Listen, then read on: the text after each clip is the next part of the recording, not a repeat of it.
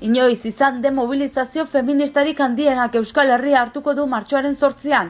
Mugimendu feministak grebarekin bat egin eta manifestazioetan parte hartzeko deia egin die emakumei. Espegel epaia Altsasuko auzitik kentzea baztertu du Auzitegi Nazionalak. Altsasuko kasuaren injustizia salatzeko martxaren 2. etapa Nafarroa erdialdera iritsi da. Eduardo Santos Alduguko idazkari nagusiak azpimarratu du parlamentari kritikoek ez dutela alderdia ordezkatzen. Alde Zaharrean bizi direnen 80%, hiria atseginago egiteko planaren alde agertu da. 6 hilabeteko epea pasa eta gero balorazioa egin dute. Udalak hobekuntzak egingo ditu hiria atseginago egiteko planean. Alokairu soziala sustatzen segitzeko laguntzak banatuko ditu Nafarroako gobernuak. Osasuna bete-betean sartu da igoerako lehian Kadizi irabazita. Fran Meridak sartu du partidako gol bakarra 15. minutuan. Batzarrak ez du Sadar berrerosteko baimena eman. Astelehen honetako albistekin hasteko inoiz izan den mobilizazio feministarik handienak Euskal Herria hartuko du martxoaren 8an. Mugimendu feministak mobilizazioetan parte hartzeko eta manifestazioetan ere parte hartzeko deia egin die emakumei. Euskal Herriko mugimendu feministak 2018ko martxoaren 8ko greba feminista bultzatu du emakumearen nazioarteko egunean. Hala, 70 herrialdek babestutako mundu ekimenarekin bat egingo du. Besteak beste, emakumeek gizarte eragile gisa duten garrantzia ezagutarazi nahi du egitasmoak indarkeria matxista salatu eta lanaren balioa aldarrikatzeaz gain. 4 arlotan deitutako greba da, lanean, hezkuntzan, zaintzan eta kontsumoan. Emakumeak geldituko bagina, mundua gelditu egingo litzatekeela erakustea da helburu nagusia. Horren bestez, lan arloan 4 orduko geldialdiak deitu ditu mugimendu feministak, goizeko 11etatik arratsaldeko 3tara, goizean eta arratsaldeko 6etatik 10etara arratsaldean. Halaber, ikastetxeetan eta familiaren zaintzan ere geratzeko proposamena egin du. Bestalde, erosi edo kontsumitzeko deia ere proposatu du, batez ere tasa arroxa deritzona duten produktuak, hau da, konpresak eta tanpoiak emakumentzako defilatzeko xaflak emakumei zuzendute iragartzen diren kremak eta bar. Merkataritza gune handietan edo marka handiak ez erosteko ere eskatu du. Horrez gain, egun horretan emakume guztiak arropa beltzez eta besoko moreak jantzita joan daitezen aldarrikatu du mugimendu feministak. Bide batez, etxeko balkoian amantal bat jartzeko ideia ere zabaldu du, etxeko lanak ere agerian uzteko. Mobilizazio ugari antolatu dira martxoaren 8rako Euskal Herrian, Iruñan adibidez, eguerdiko 12etan ekitaldi politikoa izanen da Sarasate pasealekuan. Bitan norberak kudeatutako bazkaria izango da, eta arratsaldeko 8etan manifestazioa izango da Gaztelu plazatik. Espegel epaia Altsasuko auzitik kentzea baztertu da Auzitegi Nazionalak. Concepción Espegel magistratua Guardia Zibileko kolonel batekin ezkonduta dago eta barne ministroak domina eman zion. Lotura hauek ikusita, defentsa abokatuek magistratua kasutik kentzea eskatu zuten. Auzitegi Nazionaleko zigor arloko lehen sekzioak baztertu egin du Concepción Espegel magistratua Altsasuko auzia epaituko duen epaimaitik kentzea akusatuen defentsek eskatu bezala. Epaiketa hurrengo apirilaren 16an hasiko da eta epaimaia Espegelek Manuela Fernández Prado eta Eduardo Gutierrez magistratuek osatuko dute. Epaimai horrek kaleratu duen autoaren arabera auzia epaituko duen magistratu bat kasutik erretiratzeko eskaerak egiteko epe 10 egunekoa da eta epe hori epaimaia osatuko dute magistratuek izenak jakinarazten direnean hasten da. Autoak diro 2017ko ekainetik jakina dela Espegel izango zela Altsasuko auzia epaituko zuen magistratuetako bat, orduan izendatu zutelako Auzitegi Nazionaleko zigor arloko osalako eta lehen sekzioko presidente. Alabaina Altsasuko gazten defentsek joan den otsailaren 13an jakin zuten Espegel epaimaiko kide izango zela. Guardia Zibileko koronel batekin ezkonduta dagoelako eta barne ministerioak domin eman ziola kontuan hartuta, Espejel epaia auzitik erretiratzea eskatu zuten Altsasuko gazteen abokatuek. Auzitegi nazionaleko zigor arloko lehen sekzioak baina eskaera atzera bota du, epez kanpo egin dutela argudiatuta. Horren bestez, Espejelek epaituko ditu Altsasuko 8 gazteak. Delitu terroristak leporatuta 12 eta 62 urte arteko kartzela zigorrak eskatzen dituzte haien aurka. Aipatzekoa da, Espejel beste auzi batzuetatik kanpo utzi zutela, hala nola, Gürtel eta Bárcenas auzietatik Alderdi Popularrari lotuta dagoelako. Eta Altsasuko auziarekin jarraituz, kasuaren injustizia salatzeko martxaren bigarren etapa Nafarroa erdialdera iritsi da. Altsasuko herriaren Nafarroako itzuliaren bigarren etapa Nafarroa erdialdeko hainbat herritan barrena ibili da larunbat honetan. Antolatzaileen arabera 1800 pertsonak egin dute bat ekimenarekin. Lehen geldialdia Tafallan egin zuten, alkateak egin zien harrera eta auzipetuetako gazteen familiak aurkeztu zituen. Ondoren Tafallako dantzari talde batek aurrezkoa dantzatu zuen Baigorri abesbatzak lagunduta. Ekitaldea amaitu ostean kalejire egin zuten eta Tafallako zein Altsasuko dantzariek eta gaita jotzaiek hartu zuten parte. Antolakuntzak jakinarazi duenez 800 pertsona izan ziren bertan. Tafallatik Artaxoara abiatu ziren eta handik honako herri hauetara joan ziren. Mendigorria, Gares, Maineru, Zirauki, Lorka, Bilatuerta eta Lizarra. Lizarran ere 800 bat lagun egon zirela azaldu dute antolatzaileek. Herriko alkateak kezka agertu zuen prozesu horretan oinarrizko eskubideak urratu direlako. Eta aldugu alderdi barrenean krisiak oraindik ere jarraitzen du. Eduardo Santos alduguko idazkari nagusiak azpimarratu du alde kritikoek ez dutela alderdia ordezkatzen. Ura karrotuta jarraitzen du aldugun, alderdia bitan banatuta dago. Zuzendaritzarekin kritikoak diren 4 parlamentariak batetik, hau da Perez, Couso, Velasco eta Carrillo, eta zuzendaritzarekin bat egiten dutenak, Buil, Aznarez eta Saez. Hain justu, aste honetan soka kritikokoen mugimenduek eman dute harreta. Astelenean, berez alderditik kanpo dagoen Laura Perez izan zen mai eta eledunen batzarrean ahalduguren bozeramaile gisa. Eduardo Santos alderdiko idazkari nagusiak eta hildo ofizialeko kideak agerraldia egin zuen pasaden ostiralean egoeraren berri emateko. Parlamentari kritikoak ahalduguren ordezkariak ez direla azpimarratu du Santosek alderdiko idazkariak. Santosek ere salatu du ez dutela alderdiko organo demokratikoek diotena aintzat hartzen. Alderdia batuta dagoela nabarmendu du halaber. Albiste gehiago utzi dizkigu astelehen honek, Alde Zaharran bizi direnen 80% hiria atseginakoa egiteko planaren alde agertu da. Balorazioa egin dute, 6 hilabete pasa eta gero. Iruñako udalak hiria atsegin egiteko planaren balorazioa egin du, horretarako 4 alderdiak agertu dira. 6 hilabeteko epea emana zioten planaren lehen balorazioa egiteko. Nabarmendu dute, Iruñako herritarren 52ak batorrela planarekin eta 58 zalantzan jartzen du. Alde Zaharrean bizi direnen 80% hiria atsegin egiteko planaren alde agertu dela ere nabarmendu dute. Hemendik aurrera egitasmo horren informazioa zabaltzen segituko dute eta besteak beste herritarren arretarako bulegoa berriz zabalduko dute. Erdigunera Bilabesak hurbiltze eta oinezkoentzako espazio berriak baloratu dira hobekien. Bizikleta Bilabesa edo oinez ibiltzea lehenesten du herritarren 172ak. Alegia, mugikortasun bide jasangarriak 118 dira 2013 urteaz geroztik. Auzoka Alde Zaharra da planaren aldeko jarrerarik finkatuena duen auzoa, bizilagunen 80,6 alde eta 19,4 kontra daudelarik. Zabalgunean dago kontrako jarrerarik handiena, 19,8 alde eta 47,4 kontra. Bi auzoak batuta honako kopuru hauek islatzen dira. 52,7 alde dago, 19,4 ez dago alde eta 19,9 ez daki edo ez du erantzun.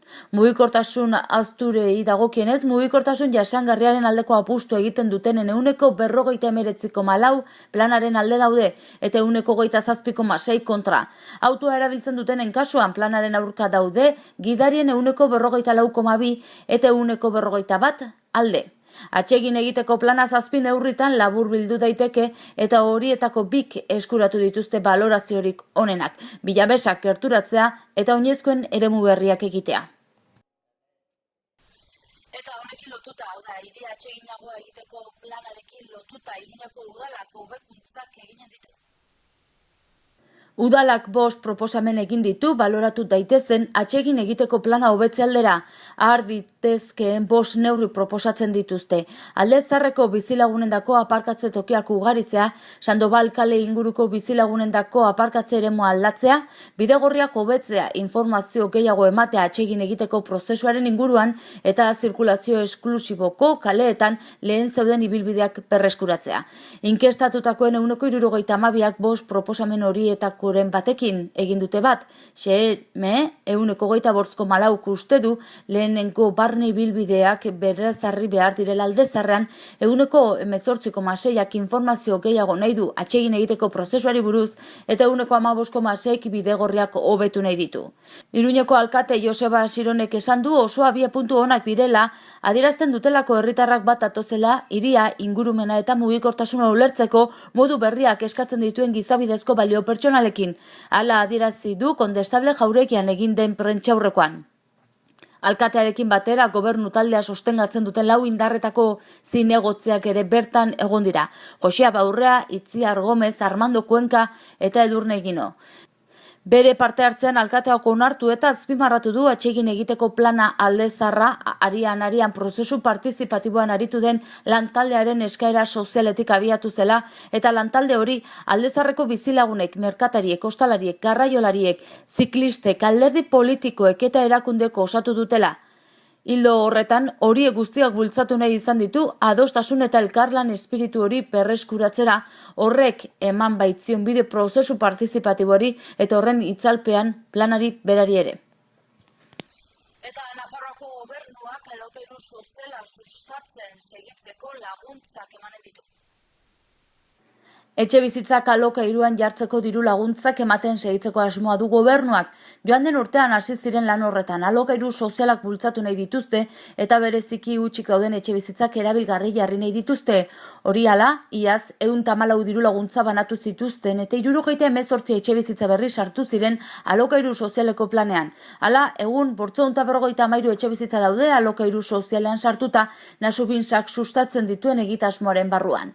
Miguel Laparra kontseilariak nabarmendu du aurrera segituko dutela diru laguntzak sustatzen. Asmoa ez da etxebizitza hutsak dituzten herritarrei zigorra ezartzea edo etxeak kentzea, baizik alokairuan jartzeko erraztasunak ematea. Nafarroan, Espainiako Estatistika Institutuaren arabera, 30.000 etxebizitza huts daude. Horietatik erdiak baino gehiagotan pertsona juridikoak dira jabe. Etxebizitza horien erregistro bat osatzeko lantaldea jarriko da martxan eta hutsik dauden eta erabilgarri jarri daitezkeen etxebizitza sustatzen ahaleginduko direla nabarmendu dute. Eta kiroletan Osasuna bete-betean sartu da igoerako lehian Kadizi irabazita. Fran Meridak egin du partidako gol bakarra 15. minutuan. Osasunak garaipen garrantzitsua lortu du Kadizen aurka sadarren eta aurrera pausua eman du lehen mailara igotzeko helburuari begira, aurkari zuzena baita talde andaluziarra. Kadiz 4. postuan da sailkapenean 58 punturekin eta Osasuna 6. da 56 punturekin. Baloiaren jabe egin zen Osasuna lehen minututik eta lehen zatia nagusi izan zen. Azkar sartu zuen gola gainera, 15. minutuan Fran Meridak faltaz sartu zuen 1-0. Kontrolpean izan zuen neurketa talde gorritxoak lehen 58 minutuetan eta bigarrena sartzeko abagune ona izan zuen, baina David Rodríguezek ez zuen aurkariaren ate aurrean asmatu. Kadizek korner baten bitartez soilik eragin zuen arrisku Osasunaren ate inguruan, baina Kekoievitzen errematea kanpora joan zen. Bigarren zatian ordea bera etorri zen etxeko taldea eta Kadiz izan zen nagusi. Álvaro Zerberak zuzentzen duen taldeak berdinketa lortzeko abagunak sortu zituen, baina Sergio Herreraren geldituen eta punteria faltaren eraginez andaluziarrek ez zuten golik sartu. Eta albistekin bukatzeko eta Osasunakin lotuta ere, Batzarrak ez du Sadar berrerosteko baimena eman. Larunbata goizean Osasunako bazkide konpromisarioek batzarra egin zuten eta atzera bota zuten zuzendaritzak Sadar estadioa erosteko aurkeztu zuen egitasmoa. 157 boz egon ziren aurka eta 82 alde. Osasunak 24 milioi euroko eskaintza egin zion Nafarroako gobernuari eta gobernuak onargarria dela esan zuen. Javier Zabaltza presidenteak Bizkarrekoa hartu eta Lurjota bukatu zuen asanblada. Era berean bazkideek pertsona non grata izendatu zuten Javier Tebas, Espainiako Ligako presidentea. Goazen orain eguraldiaren iragarpena zeinen ikustera.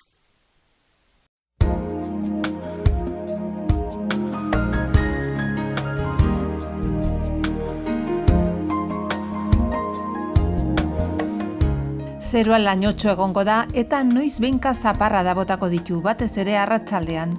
Baliteke ekaitzaren bat lehertzea. Hego mendebaldeko haizea ibiliko da goizean, arratsaldean mendebaldera aldatuko da, temperatura gutxi jaitsiko da. Teartean egunaren hasieran eta amaieran ateri egongo da eta ostarte batzuk zabalduko dira. Eguerdian eta arratsaldean zeroa lainotxoago egongo da eta zaparra da botako ditu. Baliteke ekaitza lehertzea. Goizean mendebal hego mendebaldeko haizea ibiliko da, arratsaldean ipar mendebaldera aldatuko da. Temperatura gutxi edo nahikoa jaitsiko da. Martxoak 5 astelena goazen egunak utzizkigun albisten errepasoa egitera titularrekin.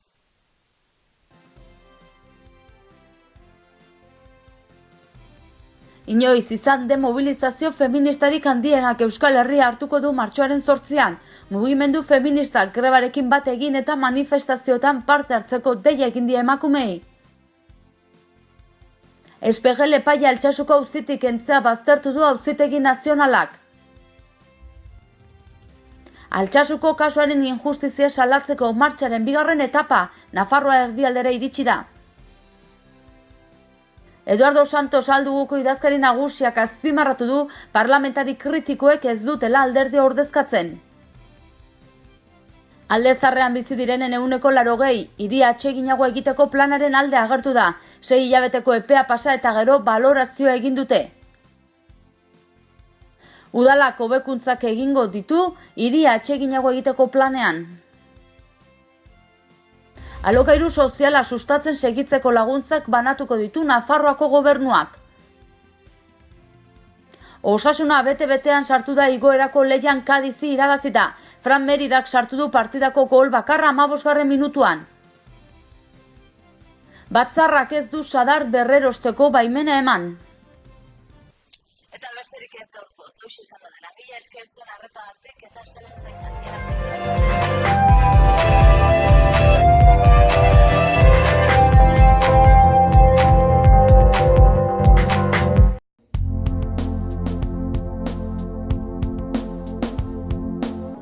Gorritxon atsedenerako sistema hoberenak eta loaldi egoki batendako beharrezkoak diren produktuak aurkituko dituzu. 40 urte daramatzagu punta-puntako materialak eta marka hoberenak bezeroaren eskura jartzen. Deskansatzeko sistemetan aditua gara, sofak, koltsoiak, somierrak. Hurbildu eta eskuzabali jasoko zaitugu. Iruña, Gorritxo.